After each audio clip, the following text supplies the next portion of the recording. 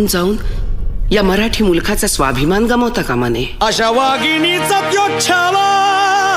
बाळासाहेब आपला पुत्र आणि मराठी मुलकाचा स्वाभिमान विजयी टिळा लावूनच परततील. अशा वाघिणीचा त्यो छावा. तथास्तु. गनिमाला कसा ठेचावा, डोक्यात नेहमी कावा, भेटीचा धाडला सांगावा.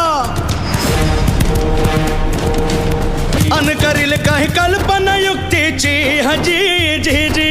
काय राज जीवा महाल आल्यात.